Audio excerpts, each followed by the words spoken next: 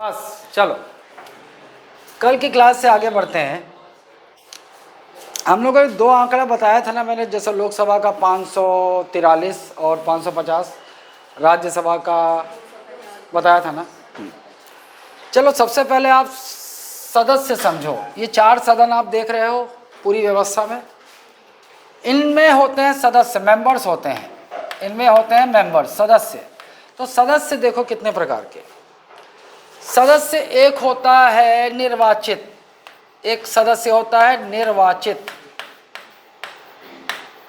जिसे हम क्या कहते हैं, इलेक्टेड। एक होता है मनोनीत, एक होता है मनोनीत, जिसे हम कहते हैं नॉमिनेटेड। दो ही प्रकार के सदस्य हो सकते हैं इन चारों सदनों में, चाहे राज्य में विधानसभा विधान परिषद की बात करो, चाहे संसद के लोकसभा और राज्यसभा की बात करो। निर्वाचित भी दो प्रकार के होते हैं, एक प्रत्यक्ष निर्वाचित, एक अप्रत्यक्ष निर्वाचित। प्रत्यक्ष निर्वाचित मतलब डायरेक्टली इलेक्टेड, और यह है इनडायरेक्टली इलेक्टेड। ठीक, चलो समझ लो ये क्या है। प्रत्यक्ष निर्वाचित सदस्य उन्हें कहा जाता है जहां जनता जिन्हें वोट करके चुनती है, जनता जहां वोट करती है ना। आप लोगों ने देखा होगा हाल फिलहाल में लोकसभा चुनाव हुए थे ना, जिसमें बीजेपी ने सरकार बनाया और नरेंद्र मोदी प्रधानमंत्री बना। तो वो जब लोकसभा चुनाव हुआ था तो वो जो सदस्य थे उनको किसने चुना था? जनता ने चुना था, जनता ने वोट किया था। तो लोकसभा के वो सदस्य कैसे चुने गए थे, प्रत्यक्ष की अप्रत्यक्ष? प्रत्यक्ष। ठीक। और विधानसभा चुनाव में भी ऐसे ही होता है। राज्य की, जब राज्य में सरकार बनाना होता है तो विधानसभा चुनाव होते हैं। तो विधानसभा चुनाव भी हुआ था जिसमें साए मुख्यमंत्री बने। तो वहाँ भी जनता गई थी वोट करने, और जो सबसे ज़्यादा मत पाया था वो बन गया विधानसभा का सदस्य, मतलब विधायक, एमएलए बन गया ना। तो प्रत्यक्ष निर्वाचित कहाँ कहाँ मिलेंगे आपको? एक तो मिलेगा लोकसभा में और एक विधानसभा में। अब अप्रत्यक्ष निर्वाचित देखो। अप्रत्यक्ष निर्वाचित में समझ जाओ, ये है जनता, कीड़े मकोड़े की तरह जनता, क्योंकि नेता कीड़ा मकोड़ा ही समझते हैं, है ना। ये है कौन? जनता। जनता ने वोट किया और चुना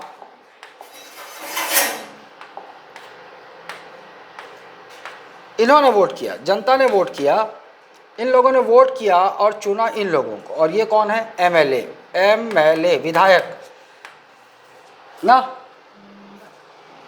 राज्य में विधानसभा चुनाव हुआ, जनता ने वोट किया, चुना किसको? विधायकों को चुना। ठीक। और इन विधायकों ने चुना, किसको चुना? ये है Rajya Sabha member, Rajya Sabha member. MLA ने वोट किया है किसके लिए? राज्यसभा सदस्य को चुनने के लिए। एमएलए ने किसको चुनने के लिए वोट किया? तो भैया राज्यसभा में कैसे चुने जाएंगे? प्रत्यक्ष या अप्रत्यक्ष? समझ गए?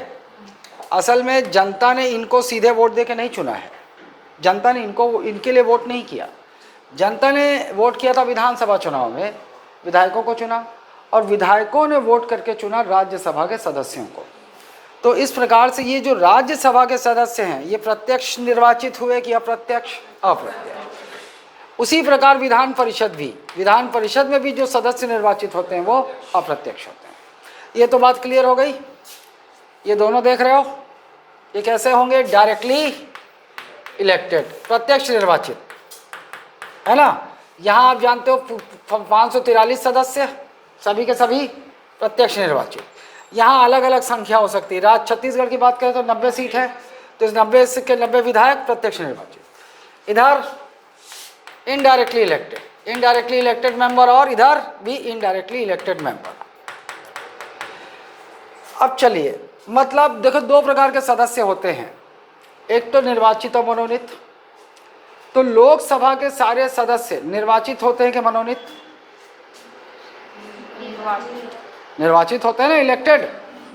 फिर सवाल उठता है प्रत्यक्ष या प्रत्यक्ष? प्रत्यक्ष ना।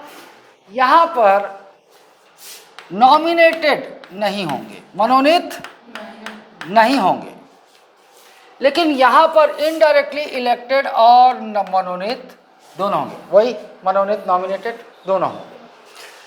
अच्छा, अब आपको पता है यहां संख्या कितनी है वर्तमान में? 200। तो सवाल पैदा होता है कि इनडायरेक्टली कितने? 233। कितने? 200 बचे। कितने मनोनीत? 12। कितने सदस्य बचे? 12 सदस्य। तो राज्यसभा में निर्वाचित और मनोनीत दोनों होते हैं। राज्यसभा में किस प्रकार के दोनों सदस्य होंगे? निर्वाचित और मनोनीत दोनों होंगे। लोकसभा में केवल निर्वाचित होंगे। लोकसभा में केवल निर्वाचित होंगे, इलेक्टेड होंगे। राज्यसभा में निर्वाचित और मनोनीत दोनों होंगे। फिर जब पता लगाने की बात आई कि लोकसभा में निर्वाचित होते हैं, पता हो गया प्रत्यक्ष निर्वाचित होते हैं क्या? प्रत्यक्ष लोकसभा में प्रत्यक्ष निर्वाचित, जनता वोट करती है ना लोकसभा चुनाव में, है ना। मनोनीत होंगे क्या लोकसभा में? नहीं, राज्यसभा में आ जाते हैं। यहाँ निर्वाचित और मनोनीत दोनों होते हैं, इलेक्टेड और नॉमिनेटेड दोनों। मनोनीत जो इलेक्टेड होते हैं वो प्रत्यक्ष या अप्रत्यक्ष? अप्रत्यक्ष। अप्रत्यक्ष क्यों बोल रहा हूँ? क्योंकि राज्यसभा के सदस्यों को कौन, इनके लिए वोट कौन करता है? एमएलए करते हैं, विधायक करते हैं। राज्यसभा को के सदस्यों को चुनने के लिए वोट कौन करता है? एमएलए। बात क्लियर है? साफ है? क्लिनिकल क्लियर है? तो लोग कोनो समस्या नोनी? हाँ, मनोनीत अभी पहुंचा ही नहीं ना नोनी। आ रहा हूं, मनोनीत में आ रहा हूं। ठीक, कहाँ कहाँ कहाँ किधर? वो अभी मैं समझाऊंगा। यहां तक क्लियर है जो बोला? मनोनीत पे आ जाओ। देखो, किसी के दिमाग में यदि ये होगा कि लोकसभा में भी सर मनोनीत होते थे, तो वो बात हो गई पुरानी। होते थे, अभी आऊंगा मैं उस पर, लेकिन अभी वर्तमान में ये व्यवस्था नहीं। सारे के सारे सदस्य निर्वाचित होंगे, सारे के सारे सदस्य निर्वाचित होंगे, वो भी प्रत्यक्ष। ये दोनों में सेम, ये दोनों में लगभग सेम। आ जाओ, मनोनीत देख लो। कितने सदस्य राज्यसभा में मनोनीत होंगे, नॉमिनेटेड होंगे? 12। संख्या निश्चित है 12। ये जो 12 के 12 सदस्य होंगे, ये इनमें क्या विशेष होगा जो मनोनीत किए जाएंगे? गलत। पूरे भारत में ऐसे 12 लोगों को ढूंढा जाएगा जिनके माथे पर होती है नाक। नहीं देखे आए? अबे नहीं देखे हो? होते हैं ऐसे 12 लोग, देखे नहीं हो? अच्छा, नहीं भाई वो मजाक करत रहे हो ऐसे तो सही बोलत रही है। ऐसे ये 4 क्षेत्रों से होने चाहिए। 4 फील्ड्स: साहित्य, कला, विज्ञान, नहीं समाज सेवा। 4, केवल यही 4 क्षेत्र हैं। राज्यसभा में जो सदस्य मनोनीत होते हैं वो किन 4 क्षेत्रों से होने चाहिए? साहित्य, कला, विज्ञान, समाज सेवा। इन्हीं 4 क्षेत्रों में, इनमें निपुण व्यक्ति, इनमें उल्लेखनीय कार्य जिन लोगों ने किया देश में, ऐसे 12 लोगों के नाम सुझाए जाएंगे और इन्हीं क्षेत्रों से होंगे। और मनोनीत करेगा कौन? राज्यसभा में जो सदस्य मनोनीत किए जाएंगे, करेगा कौन मनोनीत? राष्ट्र। मनोनीत का मतलब मन से साइन करिए, सदस्य बना। कोनो वोटिंग हो इसका? नहीं, कोनो वोटिंग नहीं हो। कौन करे मनोनीत? अब राष्ट्रपति क्या अपनी मर्जी से करेगा, या अपनी बाई से पूछ के करेगा, या एक्स से पूछ के, किससे करेगा? किससे पूछ के करेगा? नहीं। अभी इसको समझोगे आप फिलहाल के लिए जानो संघीय मंत्री परिषद। संघीय मंत्री परिषद, और जिसका मुखिया कौन होता है? पीएम। इसके सलाह पर करेगा। On the advice of president nominates 12 members in the Rajya Sabha upon the advice of union council of minister या सेंट्रल काउंसिल ऑफ मिनिस्टर। देखो भाई, अभी आगे बढ़ोगे तो आप समझ जाओगे मंत्रिपरिषद कैसे बनती है। फिलहाल के लिए जान जो 2 सरकारें होती है, जानते तो आप, एक केंद्र में सरकार पूरे भारत के लिए और राज्य में सरकार होती है। केंद्र में सरकार का मुखिया प्रधानमंत्री, राज्य में सरकार का मुखिया मुख्यमंत्री सीएम, ये तो होता है। लेकिन केंद्र में जो प्रधानमंत्री, उसके साथ अन्य मंत्री भी तो होते हैं, गृह मंत्री, डिफेंस मिनिस्टर, विदेश मंत्री, इनके समूह को मंत्रिपरिषद बोला जाता है। पीएम समेत केंद्र में मंत्रियों के समूह को मंत्रिपरिषद बोला जाता है। राज्य में सीएम समेत अन्य मंत्री होते हैं, उनको भी मंत्रिपरिषद बोला जाता है। लेकिन केवल मंत्रिपरिषद बोलेंगे तो अपन कैसे जानेंगे कि हम कहाँ की बात कर रहे हैं, केंद्र की बात कर रहे हैं कि राज्य की? तो केंद्र के मंत्रिपरिषद को बताने के लिए हम क्या बोल देते हैं? केंद्रीय मंत्रिपरिषद। केंद्र सरकार में जो मंत्रियों का समूह है वो क्या हो गया? केंद्रीय या संघीय मंत्रिपरिषद, इंग्लिश में यूनियन और सेंट्रल काउंसिल ऑफ मिनिस्टर्स। ये बात क्लियर है? हाँ, ये भी सही है कि प्रधानमंत्री के सलाह पर करेंगे। क्यों? क्योंकि संघीय मंत्रिपरिषद का मुखिया कौन है? वो is the head of union council of minister, PM. वो इसलिए क्योंकि जैसे मान लो तुम लोग सब मंत्रिपरिषद हो, मैं सामने खड़ा हूं तो मैं पीएम हूं, हमारी बैठक हुई, किसी पर निर्णय लेना है, तुम सबका एक राय है कि हमन खट्टा गुपचुप खाओ, तुम सबका। लेकिन जब मेरी बारी है, मैंने कहा कोई खट्टा गुपचुप नहीं खाएगा, मीठा गुपचुप खाएंगे। निर्णय हो गया, जो मैं बोलूँगा वो अंतिम है ना। तो हम बोल सकते हैं कि प्रधानमंत्री के परामर्श पर ये भी सही है। लेकिन यदि दोनों में से एक चुनना होगा तो हमेशा क्या चुनोगे? संघीय मंत्रिपरिषद ना। दोनों सही है, लेकिन एक चुनना हो तो संघीय मंत्रिपरिषद। अब ये शुरुआत है, आगे सब समझ जाओ। ये बात क्लियर है? नहीं आता। यही समस्या। कहाँ? सचिन तेंदुलकर राज्यसभा का सदस्य था ना। हुआ ये कि कांग्रेस की सरकार थी, मनमोहन सिंह की सरकार थी। एक साथ रेखा और सचिन तेंदुलकर राज्यसभा में मनोनीत किए गए, राज्यसभा के सदस्य बन गए। रेखा वही मिस्टर अमिताभ बच्चन की एक्स, ऐसे ज़्यादा अच्छा जानोगे ना। वाई तो जया भादुरी हैं, वाई एक्स वो रही थी। अच्छा, तो हुआ ये कि विवाद हो गया। कांग्रेस की सरकार थी, विपक्ष में बीजेपी थी। बीजेपी ने सवाल खड़ा कर दिया कि सचिन तेंदुलकर का राज्यसभा में मनोनयन, nomination of Sachin Tendulkar as a Rajya Sabha member is unconstitutional, असंवैधानिक है। क्योंकि संविधान ने केवल मनोनयन के लिए 4 क्षेत्र बताए हैं, साहित्य, कला, विज्ञान, समाज सेवा। सचिन तेंदुलकर का दूर दूर तक इससे नाता नहीं है। सवाल उठाया। अब राष्ट्रपति को एक्सप्लेनेशन देना था। प्रणब मुखर्जी उस समय राष्ट्रपति थे। उन्होंने इसका एक्सप्लेनेशन दिया, व्याख्या दी, सफाई दी कि देखिए भाई, सचिन तेंदुलकर ना सिर्फ देश के करोड़ों युवाओं के प्रेरणा स्रोत हैं, बल्कि विदेशों में भी वो कई करोड़ों युवाओं के प्रेरणा स्रोत हैं। ऐसे क्रिकेटर रहे हैं। तो जो व्यक्ति करोड़ों युवाओं का प्रेरणा स्रोत है, वो उस व्यक्ति का कार्य क्या समाज सेवा से कम है? तो सचिन तेंदुलकर का मनोनयन कहाँ से जायज़ ठहराया गया?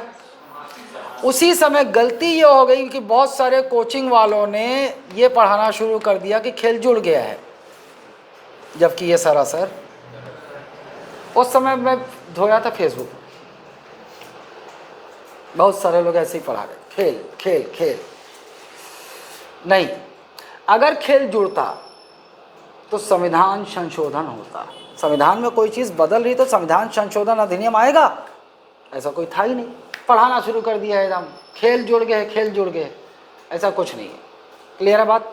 ऐसे में तो जो भी प्रभावी व्यक्ति, तुम भी खेल बोल दी थी इन्होंने, नहीं है, यही अच्छा। तो ऐसे प्रभावी व्यक्ति जिसका मतलब नेशनल इंटरनेशनल पहचान है तो वो बोल देंगे उनको उसे प्रेरणा मिलती है। नहीं भाई, जस्टिफाई करना पड़ता ना, यहाँ जस्टिफाई किया गया और फिर बीजेपी ने मान लिया, वरना केस होता तो फिर आगे चलता बात। ठीक है, समझ गए आप। और अब रेखा तो जानते हो आप, रेखा कला में सब आ जाता है, नाचना गाना पेंटिंग, है ना। कुछ समय के बाद रील बनाना भी आ जाएगा, कला माना जाएगा ना। ऐसा चल रहा है, कला माना जाएगा। तो सोफिया अंसारी शायद राज्यसभा में मनोनीत कर दी जाए ना।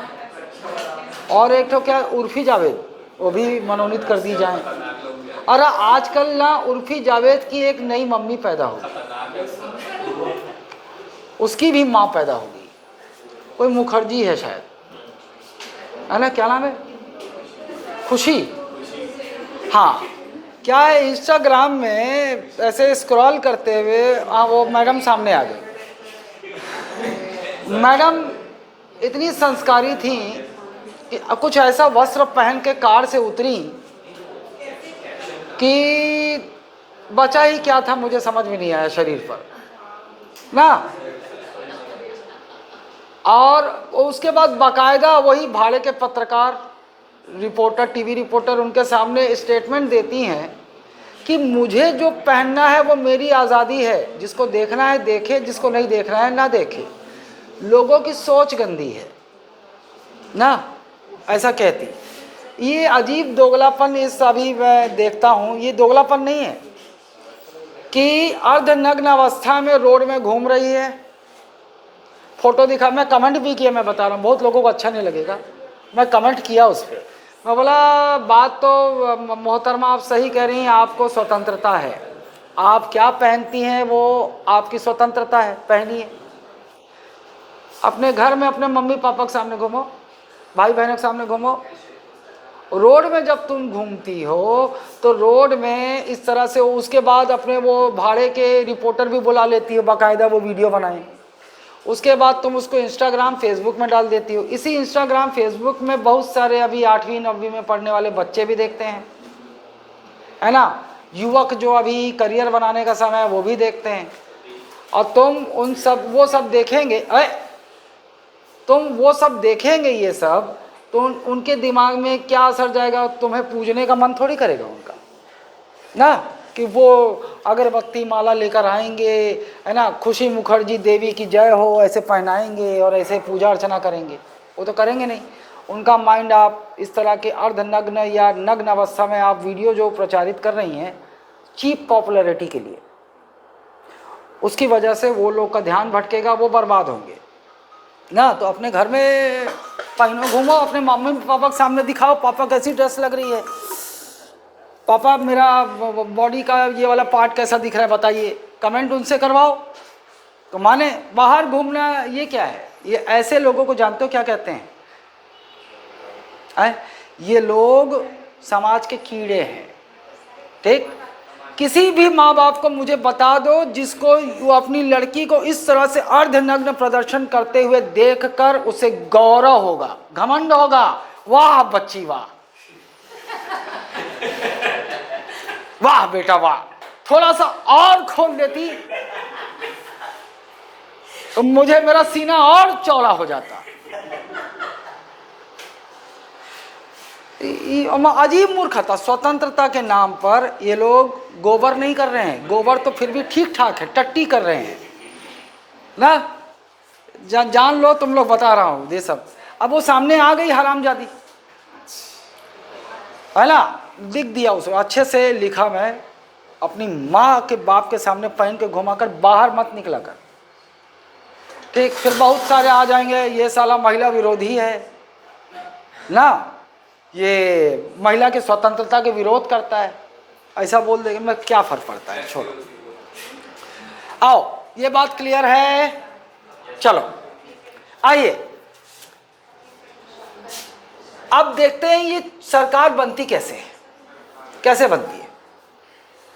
भाई देखो, दो सदन हैं, लोकसभा और, लेकिन आपको पता है दो सरकारें भी होती हैं।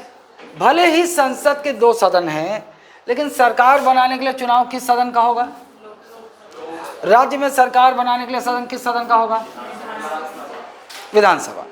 वे बात क्लियर है? सरकार बनाने के लिए चुनाव लोकसभा का होगा देश भर में, और राज्य में सरकार बनाने के लिए राज्य में विधानसभा का चुनाव होगा। ठीक, एक और इससे पहले मैं आप चुनाव करवाने से पहले एक और चीज बता दूं, आरक्षण। आरक्षण, रिजर्वेशन। भाई रिजर्वेशन नौकरियों में है, ये तो आप जानते हैं। बात अब इसकी कर लेते हैं, यहां आरक्षण है क्या? है, यहां भी आरक्षण है, लेकिन आरक्षण कहां है? वो है केवल निम्न सदन में। कहां है? निम्न सदन। निम्न सदन में है, यहां उच्च भी लिख देता हूं, समझ जाओगे। उच्च सदन किसे कहा जाता है? राज्यसभा, केंद्र में राज्यसभा और राज्य में विधान परिषद, ये उच्च सदन कहलाते हैं। निम्न सदन लोकसभा केंद्र में और राज्य में विधान, ये निम्न सदन कहलाते हैं। आरक्षण केवल यहां है, निम्न सदन में होता, यहां नहीं होता। आरक्षण केवल निम्न सदन में होता, मतलब केंद्र में लोकसभा में के चुनाव में आरक्षण सीटें आरक्षित की जाएंगी और राज्य में विधानसभा के चुनाव में सीटें आरक्षित होती हैं। ठीक है, अब एक और सवाल पैदा होता है कि आरक्षण किसको सीटें, आरक्षण समझ गए ना? 543 सीटें, तो कुछ सीटें आरक्षित की जाएंगी कुछ वर्गों के लिए। फिर सवाल उठता है किस, कौन से समुदाय को, किसको किसको आरक्षण मिलता है? एसटी, एससी, ओबीसी, महिला। महिला ही पहले तेरे दिमाग में आया और कोई नहीं आया साला। महिला समर्थक है ये। एससी, एसटी नहीं, एंग्लो इंडियन। एससी जान गए अनुसूचित जाति, एसटी जान गए अनुसूचित जनजाति, ये आंग्ल भारतीय, आंग्ल भारतीय ना। एक रुको रे, तुम लोग साला मस्ती जब मैं करूं तब किया करो ना, अभी यहाँ फोकस रहना चाहिए। आपके मन में तुरंत ओबीसी आया होगा, लेकिन बता दूं आपको, गलती से भी ओबीसी का नाम नहीं लेना, यहाँ नहीं होता। फिर आपके मन में तुरंत आएगा सर कैसे गड़बड़ बोला था। हम देखे हैं, तुम लोग देखे हो पंचायत चुनाव और नगर पालिका चुनाव में ओबीसी आरक्षण, विधानसभा लोकसभा में नहीं देखे, होता ही नहीं तो देख कहाँ से लोगे? हाँ ठीक है, ओबीसी के लिए आरक्षण लोकसभा और विधानसभा चुनाव में नहीं होता। बढ़ने दोगे आगे बे? पहले देखो, आंग्ल भारतीय किसे कहते हैं? जेकर पापा यूरोपीय देश के नागरिक, जेकर मम्मी भारतीय देश के, भारतीय नागरिक। लेकिन इन दोनों के खतरे से, इन नफरत से पैदा हुआ जो प्रोडक्ट होगा वो आंग्ल भारतीय का, आधा अंग्रेज आधा भारतीय। समझ गए? तो आंग्ल भारतीय में मतलब फादर का डिसेंट होना चाहिए क्या? यूरोपियन। मदर का डिसेंट इंडियन। इन दोनों के मेल से, नफरत से बाई प्रोडक्ट जो आएगा है ना, वो होगा, वो कहलाएगा एंग्लो इंडियन, आंग्ल भारतीय। यहाँ थोड़ा सा है, अलग अलग जगह अलग अलग डेफिनेशन दिया जाता है। आंग्ल भारतीय का केवल एक ही डेफिनेशन नहीं है। पहले तो केवल ब्रिटिश नागरिक को भी आंग्ल भारतीय कहा जाता था जो यहाँ रहते थे, लेकिन अभी यूरोपियन पूरा यूरोप देश ले लिया। ये इसको याद रखो, इसको माता वो ना, और अन्य जगह जब आंग्ल भारतीय डिफाइन करना होता वहाँ होता है, यहाँ पर ये याद रखो, फादर यूरोपियन डिसेंट का होना चाहिए, यूरोपीय देश का कोई नागरिक, और माता भारत की नागरिक।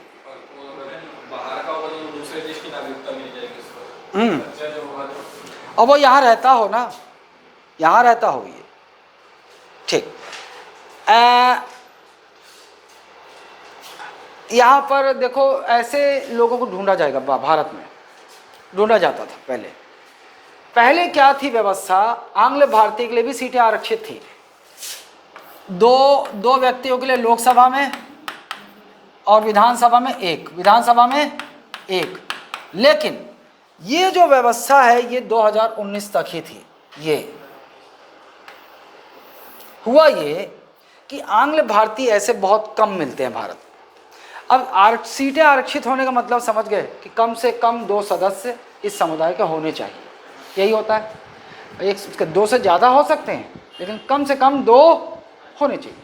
आरक्षण का मतलब ये होता है। मिलते नहीं थे, साला गिन चुन के पता चला कि 100 जन हैं देश में, अब उनमें से अपने को 2 लोगों को बनाना ही पड़ेगा सदस्य मनोनीत, है ना। पूरी व्यवस्था और भी है लेकिन अभी ख़त्म हो चुका है तो आपसे पूछेगा नहीं, तो मैं अंदर डिटेल नहीं जा रहा हूँ। ये चुनाव भी लड़ सकते थे, अगर चुनाव में 2 लोग जीत गए हैं तो भी लोकसभा के सदस्य बन गए, तो ज़रूरत नहीं है कि राष्ट्रपति मनोनीत करें।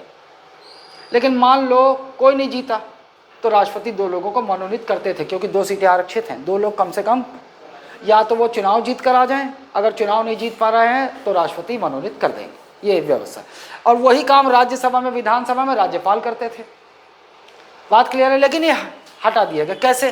देखो, ये जो आरक्षण की जो व्यवस्था आप देख रहे हो SC ST और एंग्लो इंडियन की, ये जो व्यवस्था है ये परमानेंट व्यवस्था नहीं है संविधान की। इसे ना एक बार में लागू किया जाता है 10 वर्ष के लिए, एक बार में लागू किया जाता है 10 वर्षों के लिए। 10 वर्ष खत्म होने वाला होता है, फिर संविधान में एक संशोधन किया जाता है और फिर अगले 10 वर्षों के लिए बढ़ा दिया जाता है। फिर वो खत्म होने वाला होता है, फिर संविधान में संशोधन किया जाता है, फिर अगले 10 वर्षों के लिए बढ़ा दिया जाता है। तो बहुत सारे संविधान संशोधन हो गए, 10-10 साल बढ़ा दिया जाता रहा, वो सब अपने को मतलब नहीं है। लेकिन अभी वाला जो मैं बताऊंगा वो खास है। क्या हुआ? 103 संविधान संशोधन अधिनियम, ये सब समझोगे आप आगे वाली क्लास में कैसे होता है ये। फिलहाल आप जानो 103 संविधान संशोधन अधिनियम 2019। इससे आप क्या समझोगे? बस इतना समझो कि संविधान में संशोधन, इससे पहले 102 संशोधन हो चुके हैं। ये 100, इसका क्रम क्या है? 103। और कौन से वर्ष में हुआ? 2000। इसमें क्या व्यवस्था की गई कि देखो भैया, SC और ST के आरक्षण को अगले 10 वर्षों के लिए बढ़ा दिया गया, अगले 10 वर्षों के लिए बढ़ा दिया गया। अब ये 26 जनवरी 1930 तक के लिए बढ़ा दिया गया है। हाँ, 20 में ख़त्म हो रहा था, उससे पहले संशोधन हो गया। अब एक कब तक? 1930। क्या लिखा मैं? Oh sorry, my fault. 26 जनवरी 2030 तक के लिए बढ़ा दिया गया है। फिर 30 खत्म होने वाला होगा, फिर से संविधान संशोधन होगा, फिर से बढ़ा दिया जाएगा। बात क्लियर है? इसको भी बढ़ाना था, लेकिन इसी में क्या किया, एंग्लो इंडियन को अगले 10 वर्षों के लिए बढ़ाया नहीं गया, हटा दिया। अब केवल क्या व्यवस्था हो गई? लोकसभा और विधानसभा में केवल 2 समुदायों को आरक्षण की व्यवस्था हो गई, SC ST। हड़बड़ी काहे है, दे रहे हैं, इतना क्लियर है? ये संविधान संशोधन इसलिए इम्पोर्टेंट हो गया क्योंकि भैया SC ST को 2030 तक के लिए लोकसभा और विधानसभा में आरक्षण किस संविधान संशोधन द्वारा बढ़ा दिया गया है? 103 संविधान संशोधन अधिनियम 2019। और इसी संविधान संशोधन में क्या आंग्ल भारतीयों के अगले 10 वर्ष के लिए आरक्षण बढ़ाया? नहीं बढ़ाया, खत्म कर दिया। ये हो गया। फिर हुआ नेक्स्ट ईयर, अगले ही साल 104 संविधान संशोधन अधिनियम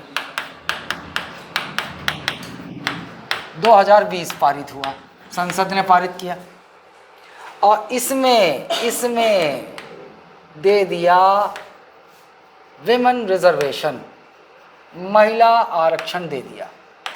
कहाँ कहाँ भैया?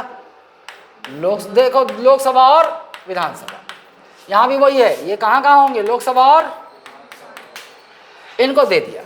अब रास्ता क्लियर हो गया। कितना प्रतिशत आरक्षण होगा? बट 1/3 रे, 1/3, 1/3 रिजर्वेशन मिल गया। लेकिन क्या अभी जो चुनाव हुआ था अभी उसमें मिला क्या? नहीं, ये लागू होगा 2029 के लोकसभा चुनाव से। 2029 के लोकसभा चुनाव से लागू होगा, महिलाओं को आरक्षण मिलने लगेगा, सीटें रिजर्व हो जाएगी। क्लियर है बात? पंचायतों में बहुत पहले से दिया जाता है, वहाँ तो 50% आरक्षण, बिहार में 50% आरक्षण, छत्तीसगढ़ में भी है ना। बात क्लियर है? यहाँ तो कोई शंका है नहीं है ना? Okay, clear? आरक्षण कहाँ है?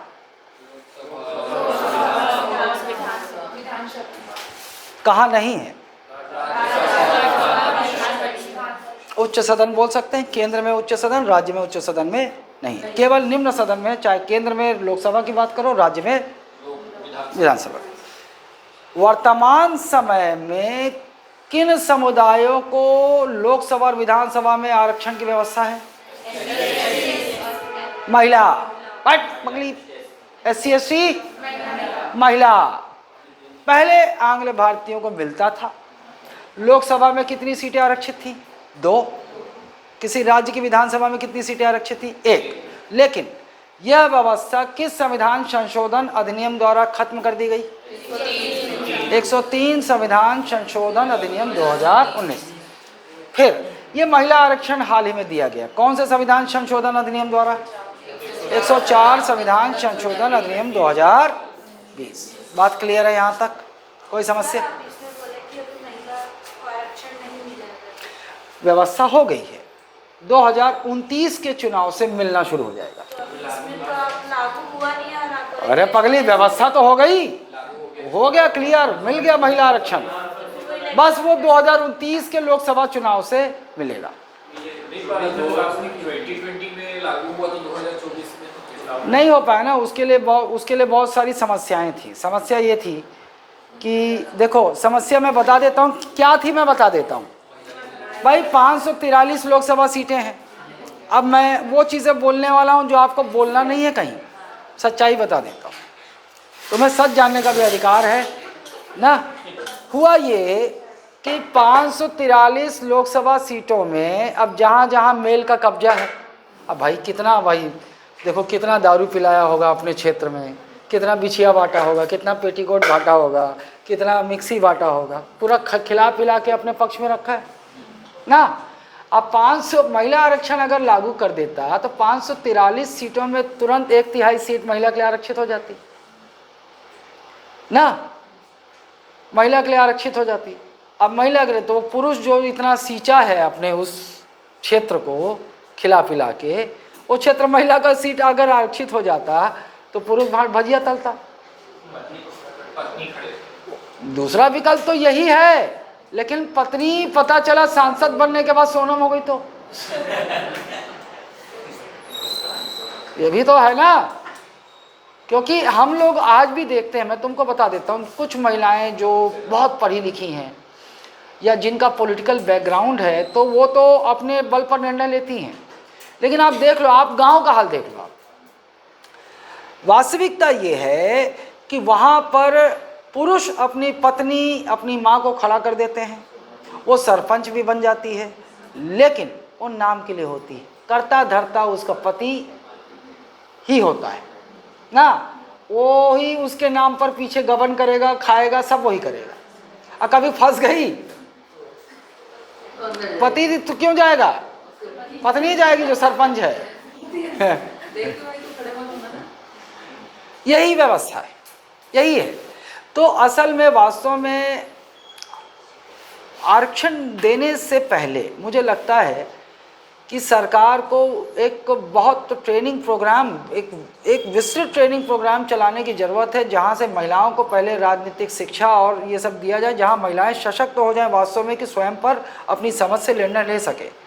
वरना तब तक होगा क्या कि नाम के लिए पद पर रहेंगी और चलाएगा उनके पति, उनके बेटे चलाएंगे ना। तो मूर्त रूप से अभी महिलाओं को देखो, उनका भी अधिकार देना ज़रूरी है, लेकिन पहले तो आप उनको सशक्त तो कीजिए।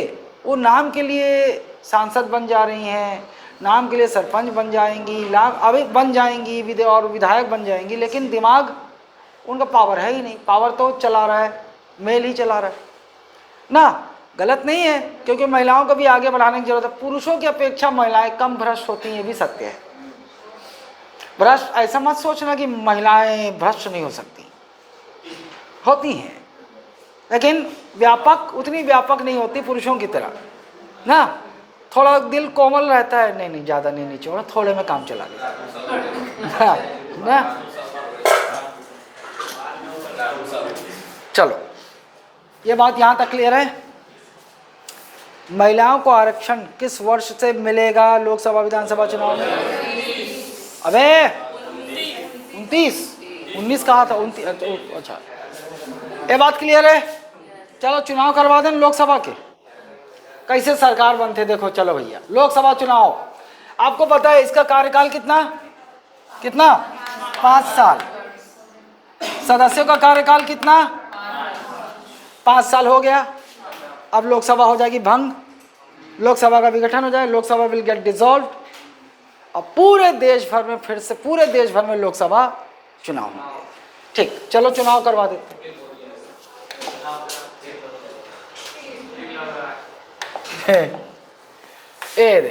ए समझ जाओ, पूरा देश है, पूरे देश को कितनी लोकसभा सीटों में बांटा जाएगा? 543 लोकसभा, पूरे देश को 543। ये बताया था क्या कल? बढ़ गया है, बांट दिए थे। रुक जाओ फिर भी वीडियो में। 543 लोकसभा सीटों में बांटा जाएगा ना, पूरे देश को कितनी लोकसभा। अच्छा इसको अपन अंग्रेजी में क्या बोलेंगे, क्योंकि भैया पूरे लोकसभा चुनाव पूरे भारत के लिए चुनाव सरकार बनाने के लिए होता है, पूरे भारत में बांटा जाएगा, पूरे भारत में होगा। इसको क्या बोलेंगे? लोकसभा कॉन्स्टिट्यूएंसी। क्या बोलते हैं अपन? कॉन्स्टिट्यूएंसी। हिंदी में लोकसभा चुनावी क्षेत्र, लोकसभा निर्वाचन क्षेत्र, जो बोला। ठीक, बांटा जाएगा। अच्छा अब संविधान 2 व्यवस्था करता है, बोलता है, और ये भी पता है आपको, ये सीटों का निर्धारण कौन से जनगणना के आधार पर हुआ है?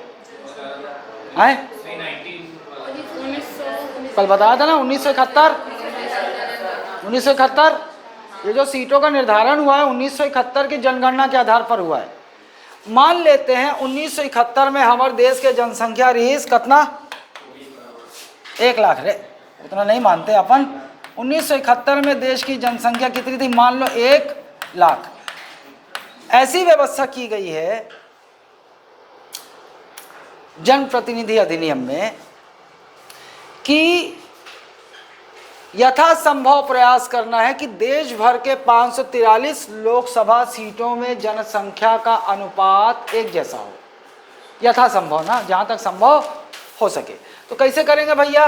पूरे देश को 1 लाख जनसंख्या को 543 लोकसभा सीटों में बांटना है, तो डिवाइड कर देंगे। आएगा लगभग 184 दशमलव कुछ, राउंड फिगर 184 ले लेते हैं, है ना। 101 लोकसभा सीट कितनी जनसंख्या पे? 184। अब एक और व्यवस्था है, एक और व्यवस्था यह है कि इन लोकसभा 543 लोकसभा सीटों का आवंटन होगा। क्या होगा? एलोकेशन, आवंटन होगा। किसको होगा? राज्यों को। और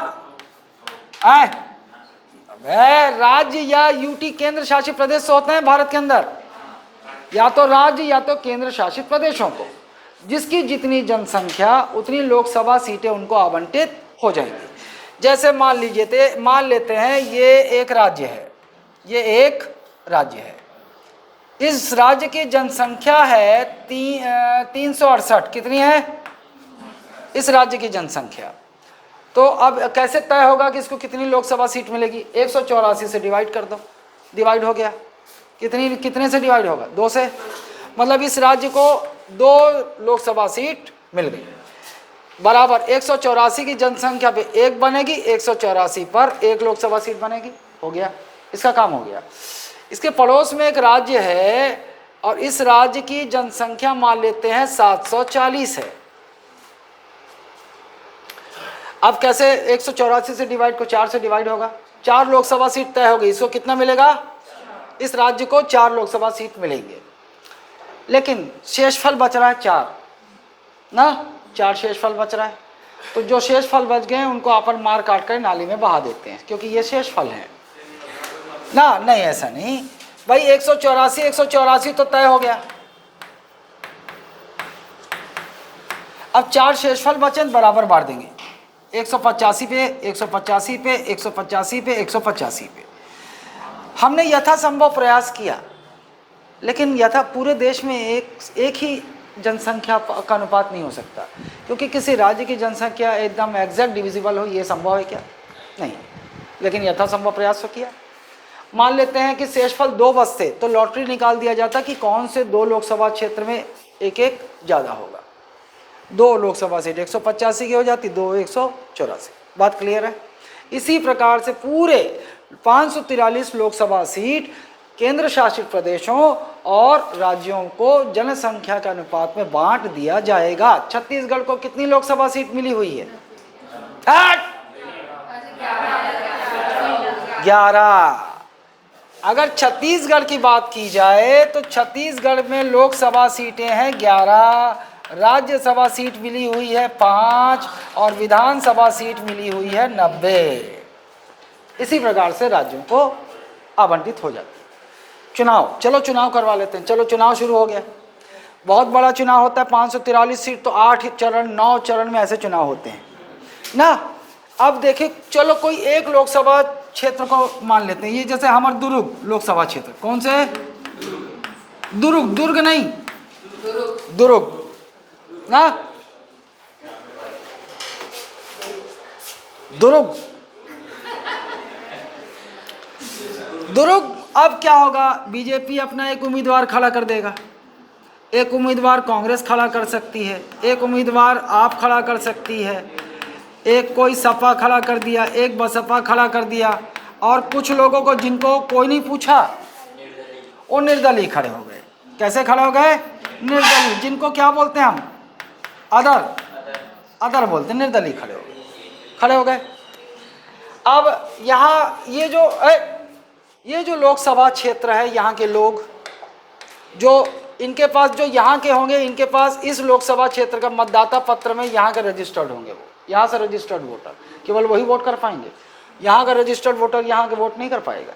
इस लोकसभा कॉन्स्टिट्यूएंसी के जो 18 वर्ष से ऊपर के हैं रजिस्टर्ड वोटर, वो लोग वोट करेंगे। जिस उम्मीदवार को ज़्यादा वोट मिलेगा वो चुनाव जीत जाएगा, और चुनाव जीतकर वो कहाँ का सदस्य बन जाएगा? सीधा लोकसभा का सांसद बन जाएगा। पैसा ही पैसा होगा, 5 साल छापेगा ट्रांसफ़र के उस पर, इधर उधर दलाली करके कमीशन पे। यही सच है, लेकिन बोलना नहीं। सच यही है, लेकिन आपको ऐसा बोलना ही नहीं है, पैसा ही पैसा होगा, है ना। ठीक, चलो छोड़ो उसको, समझ गए? ऐसे पूरे 543 सीटों से जो जीतेंगे वो जाकर सदस्य बनेंगे। कहाँ के? लोकसभा के सांसद बन जाएंगे, मेंबर ऑफ पार्लियामेंट लोकसभा बन जाएंगे। क्लियर है बात ना? ओके, नाउ चुनाव हो गया, जो जीते वो आकर यहाँ के सदस्य बन गए। चलो पिछला लोकसभा चुनाव का ले लेता हूं मैं।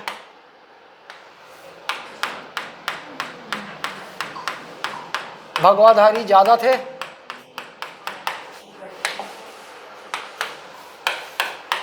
बाकी अन्य दलों के मान लो ना, अलग अलग गोला नहीं बनाता, बाकी अन्य दलों के।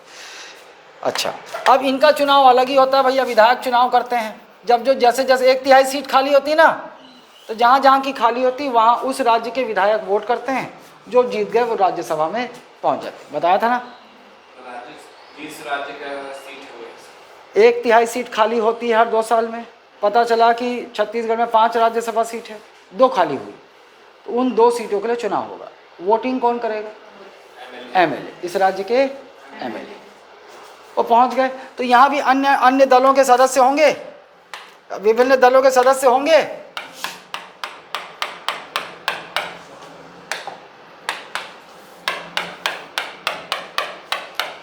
चलो भैया, चुनाव हो गया। अब चुनाव का रिजल्ट देखते हैं। आप रिजल्ट क्या आया? पिछले चुनाव का मैं देखता हूँ 260 के आसपास था ना? कांग्रेस 200 के आसपास थी ना। इंडिया गठबंधन भी लगा। हाँ वही, चल मान लो इंडिया गठबंधन। ये अरे तो ये भी तो गठबंधन था, एनडीए था ये है। अकेले कैसे जीता था? बाकी गठबंधन जीतती तो बहुमत की सरकार बनती, फिर वो समर्थन लेने की जरूरत क्या पड़ती नीतीश कुमार और उससे।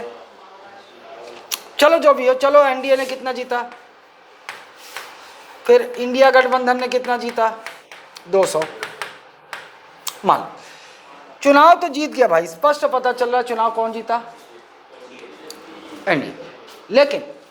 लेकिन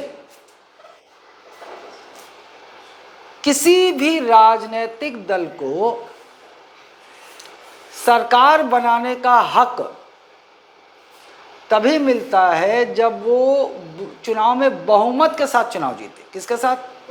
मेजॉरिटी। 543 सीटों पर चुनाव हुआ, इसका आधा कितना, 271.5। 271.5 होगा, आधे से ज़्यादा जीतना चाहिए। 271.5 से ज़्यादा 271.6। लेकिन समस्या ये है, यहाँ एक सीट का मतलब एक व्यक्ति, तो किसी को दशमलव में अपन काट नहीं सकते कि ये तो एती हो गई, ये तो एती हो गई, ऐसा नहीं कर सकते। राउंड फिगर लेना होगा ज़्यादा, फिर 50% से ज़्यादा का मतलब 272 सीटें, कम से कम 272 सीटें।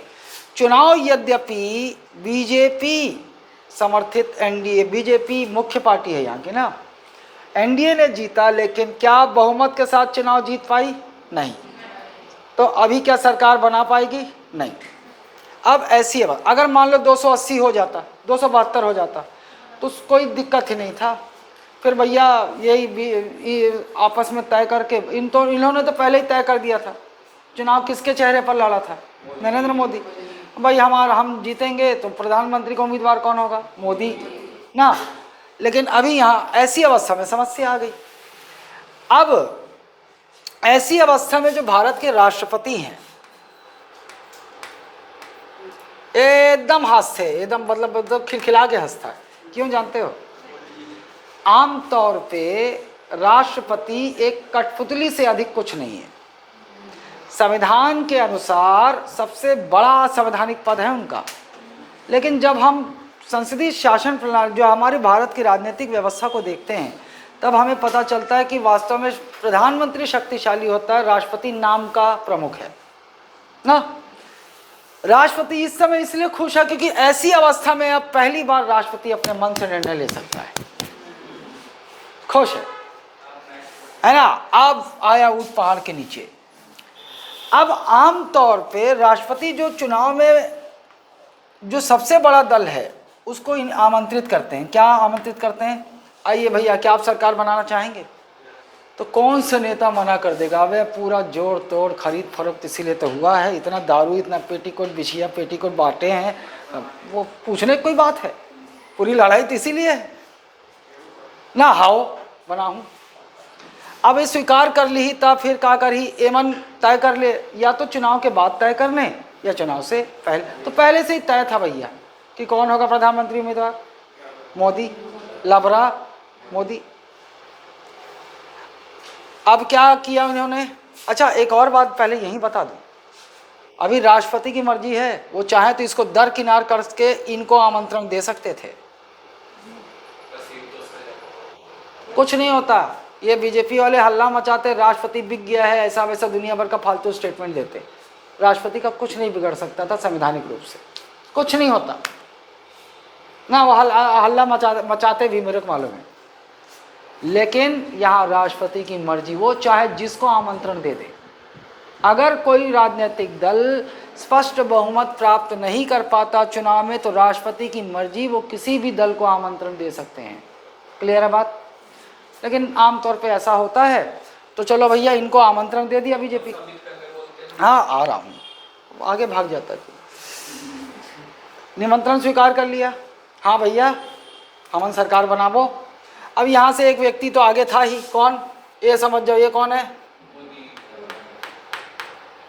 अब क्या करेंगे? राष्ट्रपति आगे हो गया, राष्ट्रपति इन्हें क्या करेंगे? पीएम क्या करेंगे? नियुक्त करेंगे, अपॉइंट करेंगे। प्रधानमंत्री देश का नियुक्त होता है, अपॉइंट होता है, ना तो मनोनीत होता है, ना तो निर्वाचित होता है। क्या होता है? नियुक्त। याद रख लो, टेक्निकल भाषा है नियुक्त।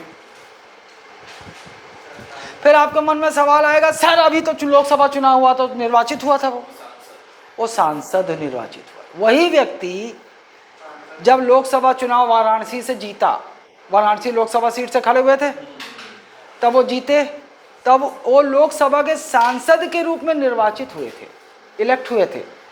लेकिन वही व्यक्ति जब प्रधानमंत्री बनेगा तो वो निर्वाचित होगा कि नियुक्त होगा? कौन करेगा? क्लियर हो गया? लेकिन चूंकि स्पष्ट बहुमत नहीं है, अगर स्पष्ट बहुमत होता तो कोई सवाल ही नहीं था, वो प्रधानमंत्री वो नियुक्त हो जाते, सरकार शुरू। लेकिन अभी स्थिति क्या है?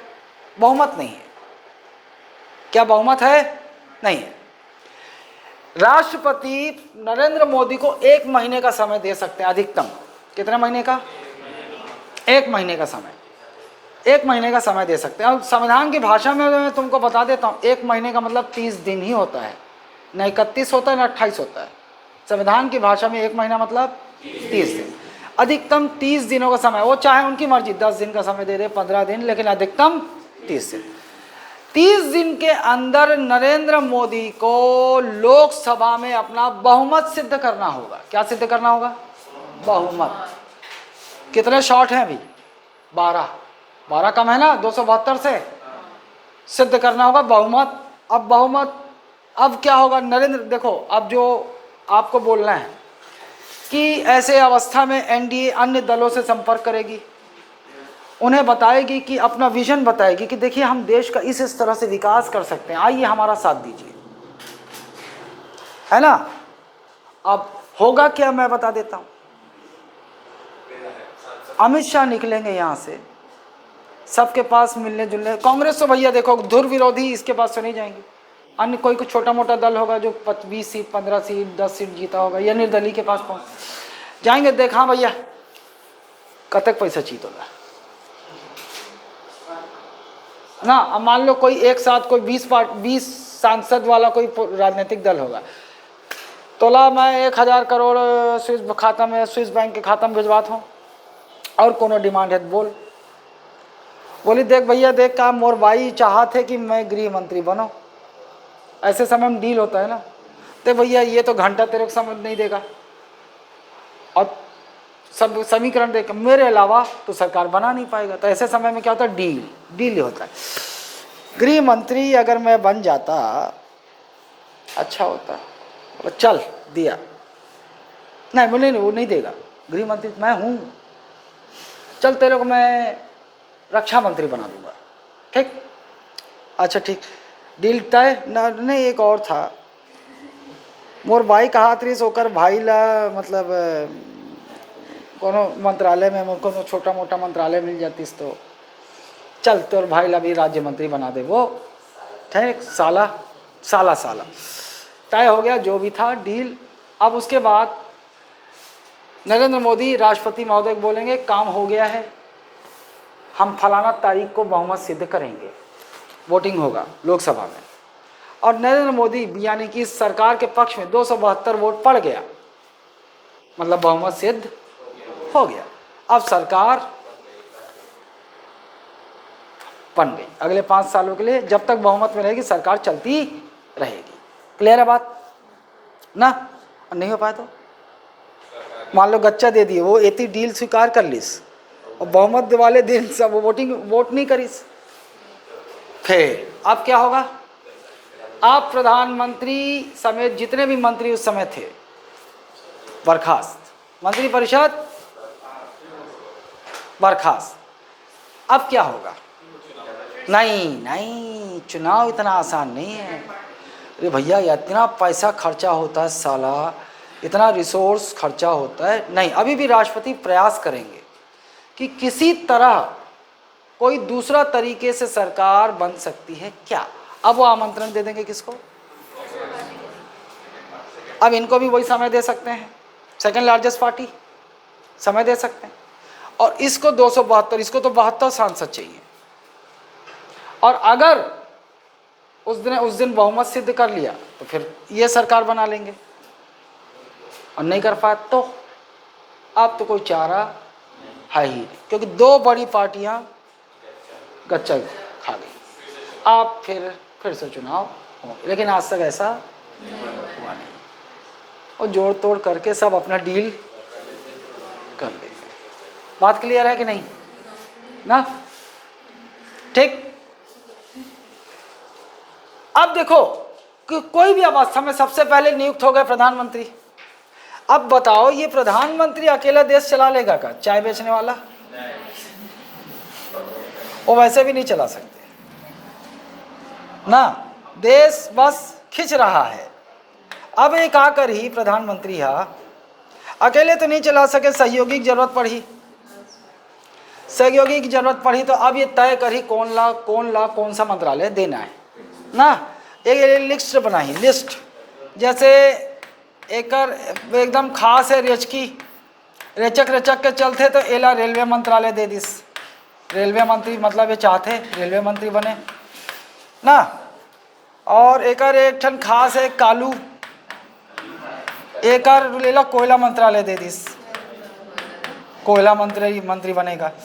ठीक। फिर ओकर बाद एक ठन दे दिस, एक मित्र रहीस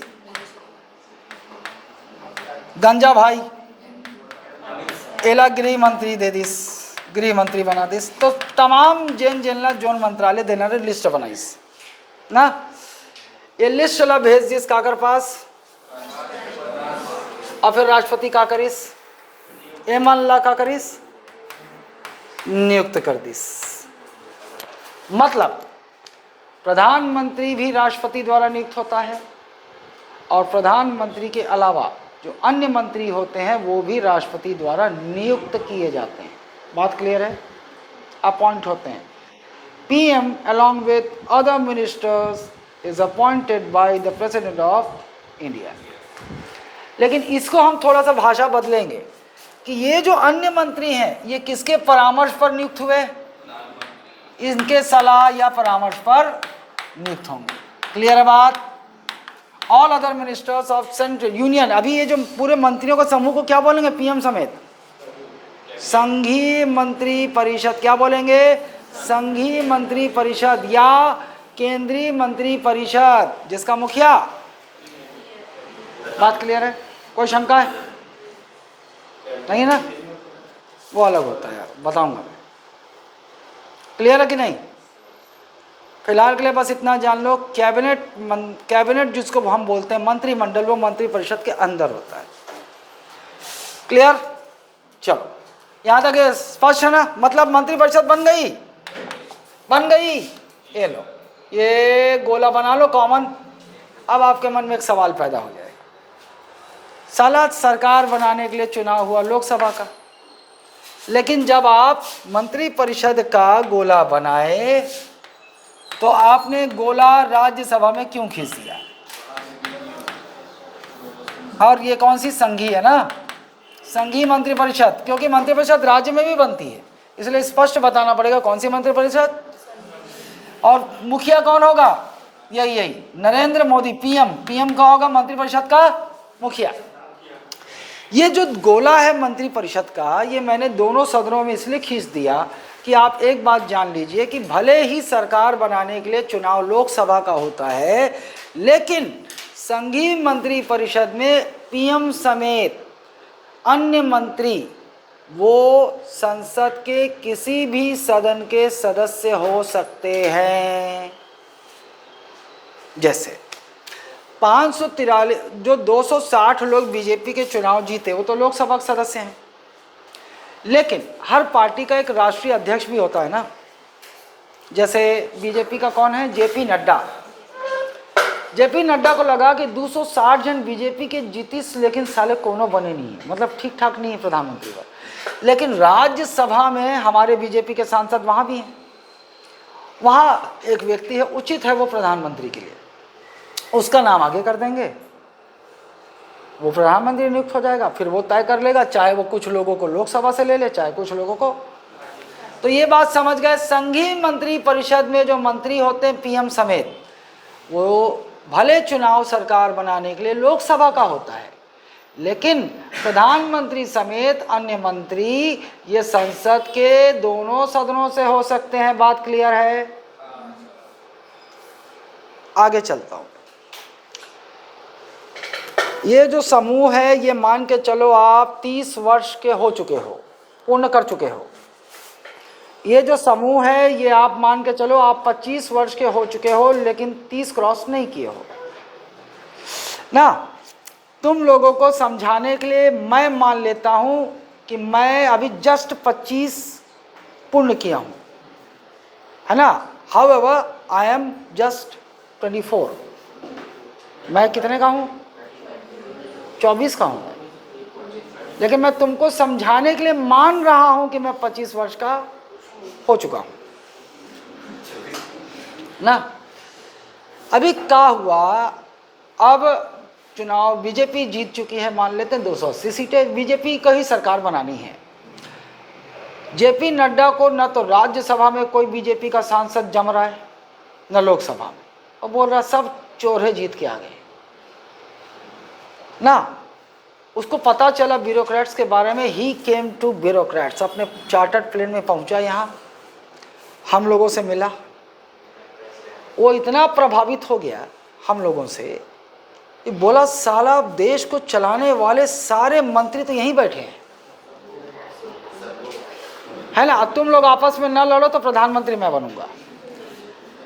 मुझे मेरा नाम चुनाव सरकार बनाने का अधिकार उसी राजनीतिक दल का था, उसने मेरा नाम प्रेषित कर दिया राष्ट्रपति महोदय को, राष्ट्रपति महोदय ने मुझे प्रधानमंत्री नियुक्त कर दिया।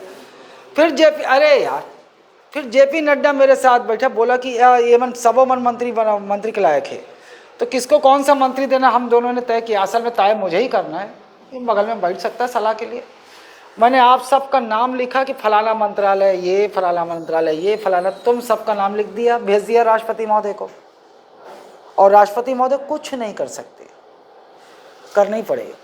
आप सबको नियुक्ति पत्र पर हस्ताक्षर किया, आप सब बन गए केंद्रीय मंत्री परिषद में मंत्री, बधाई हो।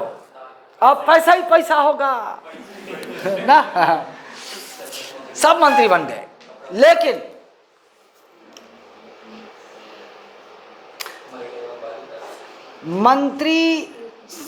संघीय मंत्री परिषद बनने के लिए आपको संसद के किसी एक सदन का सदस्य होना चाहिए। लेकिन हम लोगों की खासियत यह है कि हम ना तो लोकसभा के सदस्य हैं ना राज्यसभा के, लेकिन हम लोग प्रधानमंत्री भी बन गए, गृह मंत्री, डिफेंस सब बन गए। लेकिन हमारे सामने एक शर्त होगी, नियुक्ति की तारीख से 6 माह का समय है हमारे पास। नियुक्ति की तारीख से 6 माह के भीतर हमें लोकसभा या राज्यसभा का सदस्य बनना ही होगा। 6 माह। अगर 6 माह बीत गया और हम संसद के किसी एक सदन के सदस्य नहीं बन पाए तो हमें अपने पद से त्यागपत्र देना होगा। और अगर मान लो अड़ गए, नहीं दो त्यागपत्र, नहीं दो, बड़े मुश्किल से मंत्री बने हो, अभी छापना शुरू करे हो, राष्ट्रपति बोलेगा बेटा मैं लात मार के भगा दूंगा, बर्खास्त कर दूंगा। ये तो अपनी इज्जत से त्यागपत्र दे दे। क्लियर है? बात क्लियर है? अब एक और चीज, अबे मेरे से पूछो ना तुम लोग, क्या शंका है? पीएम को नहीं मिला वोट, मतलब लोकसभा या राज्यसभा से बाकी मंत्री परिषद को मिल गए, तो क्या करेंगे? पीएम लोकसभा में क्या पीएम को छोड़ के ले गए, वो लोकसभा में नहीं है या राज्यसभा, मतलब किसी भी सभा में नहीं है। ना तो मैं तो हूँ ना, अभी वही तो बात कर रहा हूँ। मैं प्रधानमंत्री बना ना बिना संसद के किसी सदन का। उसके बाद जब कुछ का वो भी है। अरे साला मैं वही तो शुरू किया, अभी वही पढ़ा रहा हूँ, आगे बढ़ा नहीं, उससे पहले पूछ गए हो। देखो हम सब मंत्री बन गए, मैं प्रधानमंत्री नियुक्त हो गया, तुम सब मंत्री नियुक्त हो गए। हमारे पास समय है कितना? 6 माह। 6 माह के भीतर हमको किसी भी एक सदन का सदस्य बनना ही है। अगर बन गए तो ठीक है, फिर 5 साल पैसा ही पैसा होगा, और अगर नहीं बने तो 6 माह तक हम, तो मैं कह सकता हूं क्या अभी तक की स्थिति में बताओ कि कोई व्यक्ति प्रधानमंत्री समेत कोई भी मंत्री नियुक्त हो सकता है बिना संसद के किसी सदन के सदस्य बने। अधिकतम कितने समय तक मंत्री पद का मजा ले सकता है? 6 माह। समझ गए ना? चलो अब हम लोग कमर कस के तैयार हैं, क्योंकि हमको बनना 6 माह समय है हमारे पास। देखो भैया, हमारे पास एक ही विकल्प है। हम 30 के नहीं हुए हैं तो हम राज्यसभा, देखो लोकसभा का सदस्य बनने के लिए न्यूनतम आयु 25 वर्ष, इसकी 30 वर्ष। इनके पास दोनों विकल्प है, ये लोकसभा का भी सदस्य बन सकते हैं और राज्यसभा, लेकिन हमारे पास विकल्प एक ही है, हम केवल लोकसभा। लेकिन समस्या देखो क्या है, 500 की 43 सीटों पर चुनाव हुए थे, पूरे सीट खाली नहीं है तो चुनाव कैसे कर ले, हम खड़े कैसे होंगे? सीट ही खाली नहीं। अब देखो क्या क्या संभावना बन सकती है। 543 सीट खाली नहीं है, हमें इंतजार करना होगा कोई सीट खाली हो। खाली कैसे हो सकती? देखो, यदि कोई सांसद त्यागपत्र दे दे तो खाली हो जाएगी। यदि ये सांसद जो है कहीं प्लेन में जा रहे हैं और प्लेन डुबकी मार दिया, निपट गए, तो उनकी सीट रिक्त हो सकती है। या इन्होंने गलत तरीके से चुनाव जीता हो, इनके चुनाव ही रद्द कर दिया जाए तो इनकी सीट रद्द हो सकती है। सीट रिक्त होनी चाहिए, तभी तो हम चुनाव लड़ पाएंगे। ठीक, आप बहुत सारे, मैं तो वैसे टोना, लेकिन बहुत सारे लोग इतने वो कि पूरा काला जादू वजूद सब होने लगा, सीट खाली कर, सीट खाली कर, एला निपटा ओला निपटा। सीट खाली होना चाहिए, तभी तो आप अपन चुनाव खड़े हो पाए। अब आपके मन में एक सवाल होगा कि चुनाव कैसे होगा बीच में, वो तो एक बार हो ही नहीं इस 543 के। तो जब पूरी सीटों के लिए, पूरे लोकसभा के लिए लोकसभा भंग हो जाती है, फिर चुनाव होता है, तो उसे बोलते हैं आम चुनाव। क्या कहते हैं उसे? अंग्रेजी में जनरल इलेक्शन, मैंगो नहीं बोलते इन्होंने, जनरल इलेक्शन बोलते हैं। क्या बोलते हैं? लोकसभा जनरल इलेक्शंस, लोकसभा आम चुनाव। बात क्लियर? लेकिन बीच में जो सीटें रिक्त हो जाती हैं, भाई वहां कहीं का सांसद मर गया तो वहां क्या कोई रहेगा नहीं सांसद। बीच में रिक्त सीटों के लिए जो चुनाव करवाया जाता है उसे कहा जाता है उपचुनाव, बाई इलेक्शंस। क्या कहा जाता है? By election. हिंदी में होता रहता है, जब लोकसभा की रिक्त सीटों को भरने के लिए चुनाव होंगे तो लोकसभा उपचुनाव, विधानसभा के सीट कोई विधानसभा की तो विधानसभा उपचुनाव। समझ गए बात? उपचुनाव, बाई इलेक्शन और आम चुनाव में अंतर समझ गए? आम चुनाव जब भंग हो जाती है, लोकसभा विधानसभा जब एक साथ सारी सीटों के लिए चुनाव होता है तो उसे आम चुनाव कहते हैं। और बीच बीच में रिक्त सीटों को भरने के लिए जो चुनाव होता है उसे क्या कहते हैं? उपचुनाव। बात क्लियर ना? कोई समस्या है? नहीं है? हवन खुश? एक जन प्लेन क्रैश हो गए, सीधा 25 के 25 साफ लोकसभा। अब क्या करेगा नड्डा? व्यवस्था करेगा। देखो, हम सब भले छत्तीसगढ़ के, हम सब मतदाता के रूप में छत्तीसगढ़ में वोट रजिस्टर्ड है। बता दूं आपको, देश भर में किसी भी लोकसभा सीट से हमें चुनाव लड़ सकते हैं। उसमें कोई पंजाब से 2 लोग निपट गए, चंडीगढ़ से 2 लोग निपट गए ना, असम से 2 लोग निपट गए, तो ऐसा अब हम सबको नड्डा वहाँ से खड़ा कर देगा। बीजेपी हमको खड़ा कर देगी उपचुनाव में, हम सब खड़े हो गए, तुम भी खड़े हो गए सब ना। हम में से 20 लोग जीत गए, 5 लोग चुनाव हार गए ना। पूरा दारू पेटीकोट बिछिया बांटने का व्यवस्था नड्डा साहब ने कर रखा था। हमको केवल खड़े हो गए, हम जाके नॉमिनेशन पेपर भर आए, जीत गए। क्योंकि यहाँ हमारे देश में चुनाव जीता ऐसे ही जाता है ना। जनता भी भ्रष्ट है तो नेता भी भ्रष्ट ही हैं साले। 5 लोग हार गए, मान लो तुम में से 5 लोग हार गए, लेकिन हम लोग तो अब खुश हो गए। अब 5 साल हम मंत्री पद का मजा ले सकेंगे, पैसा ही पैसा होगा ना। ऐसा करना नहीं, मैं मजाक में बोल रहा हूँ, ऐसे होना नहीं चाहिए, लेकिन हमारे देश की राजनीति ही ऐसी है ना। सब चोर डकैत यही राजनीति में जीतते हैं और यही वहाँ पहुँचते हैं ना। शरीफ इंसान को तो जनता ही वोट नहीं करती। शरीफ इंसान जाएगा, देखिए मैं आपको न शराब बांट सकता हूँ, न कुछ, न मुर्गा भात खिला सकता हूँ, मुझे वोट दीजिए। तो लोग क्या बोलेंगे जानते हो, अरे जो झूठ बोला थे, है ना, ये लोग कुछ नहीं देवा थे, ये लोग वोट नहीं देंगे। और जो आएंगे पूरा 10 करोड़ 20 करोड़ खर्चा करके दारू बेटी को बिछिया पैसा बांटे, वाह कतेक बने। ये मूर्ख इतनी जनता नहीं जानती कि वो जीत करके अपने उस 10 करोड़ को 100 करोड़ बनाने के लिए धंधा में आया है, और इस तरह बेवकूफ बनते रहोगे। हार गए। अब क्या होगा, अब वेट किया जाएगा 6 महीने के भीतर, अभी समय बचा है कि कहीं की राज्यसभा सीट खाली हो जाए ना, क्योंकि आप लोगों के सामने एक विकल्प और बचा है, आप राज्यसभा से सदस्य बन सकते हो, और राज्यसभा में सदस्य बनना बहुत आसान है। बोलो कैसे? जैसे मान लो छत्तीसगढ़ में पांचों की पांचों सीट खाली हो गई, वही उस समय 2 साल होने वाला था, सीट खाली हो गई, या मान लो मर भी गए, निपट भी गए, निपटा देते हैं, खाली हो गई, रिक्त हो गई। अब 5 लोगों को, आप लोगों को छत्तीसगढ़ की राज्यसभा सीट से खड़ा कर दिया जाएगा। खड़ा कर दिया, आपको खड़ा किसने किया है? बीजेपी ने ना। हम बीजेपी सरकार में मंत्री है ना, और हमारे राज्य में किसकी सरकार है? मतलब किसके ज़्यादा एमएलए हैं?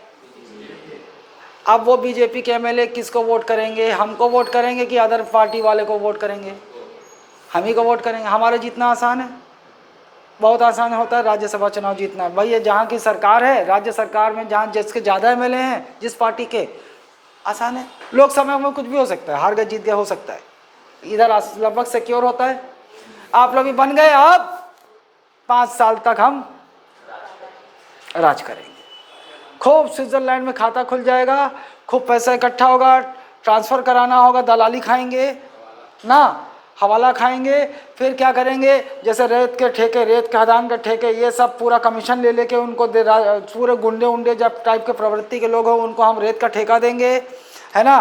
फिर पीएससी का फ्री कोचिंग का टेंडर निकालेंगे, और फिर जो हमको 30% कमीशन देगा, टेंडर निकालेंगे 5 करोड़ का, है ना। 5 करोड़ का 30% जब तक कोई आदमी नहीं देगा हम उसको टेंडर नहीं देंगे ना। 5 करोड़ का 30% 1.5 करोड़ उससे लेंगे, भले वो बच्चों को कितना भी बेवकूफ़ बनाता हो, कितना भी झूठा हो, उससे 1.5 करोड़ हमको मिल गया टेंडर उसको। फिर वो बच्चों को ठगेगा खूब, 3.5 करोड़ बैठे बैठे साल में कमा लेगा।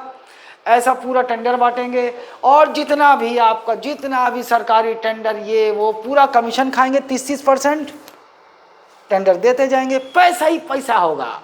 और फिर हम लोग अपने भाड़े के पत्रकार रिपोर्टरों को बुला लेंगे और उनके सामने फिर डायलॉग मारेंगे, हमने राज्य के लिए ये किया, हमने वो किया, बच्चों को निःशुल्क पीएससी की कोचिंग कराई, हमने ये रोड बनाए, हमने ये बनाया वो बनाया। ये नहीं बताएंगे कि वो उसको बना के हम कितना गबन कर लिए ना। ऐसे ही अपन देश को विकास करेंगे ना। ठीक, समझ गए? सरकार भी बन गई, मंत्री भी बन गए, 5 साल बहुमत, 5 साल, देखो 5 साल तक बहुमत में रहे, सरकार बनी रहेगी, 5 साल का कार्यकाल पूरा, लोकसभा भंग। उसी प्रकार विधानसभा होता है। जैसे चुनाव, अब विधानसभा चुनाव क्या होगा, बस अंतर क्या होगा, राज्य भर को 90 सीटों में बांटा जाएगा, वही ना, अपने अपने उम्मीदवार खड़ा करेंगे, और जो राजनीतिक दल का उम्मीदवार 50% से कितना चाहिए होगा, 46, 90 सीट है सरकार बनाने के लिए, स्पष्ट बहुमत के लिए कितनी सीटें जीतनी होगी कि 46। सरकार सेम एकदम क्लियर है, सरकार कैसे बनेगी केंद्र में और राज्य में।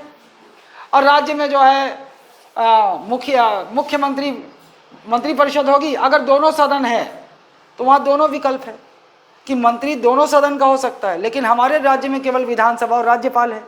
छत्तीसगढ़ में विधानसभा और राज्यपाल है ना, विधान परिषद तो नहीं है। तो सारे के सारे मंत्री कहाँ के होने चाहिए, विधानसभा। लेकिन फिर वही बात, कोई व्यक्ति जो विधानसभा या विधानमंडल के किसी सदन का सदस्य नहीं है, क्या वो मुख्यमंत्री समेत अन्य मंत्री नियुक्त हो सकता है? हो सकता है, हो सकता है। वही 6 महीने कंडीशन, 6 महीने के भीतर हमें विधानमंडल के किसी सदन का सदस्य अगर दोनों है तो बनना होगा। एकदम सेम, बस बदल क्या गया, उधर जो काम राष्ट्रपति नियुक्त कर रहे थे ना, इधर राज्यपाल नियुक्त करेंगे। बात क्लियर है? कोई समस्या अब तक ना?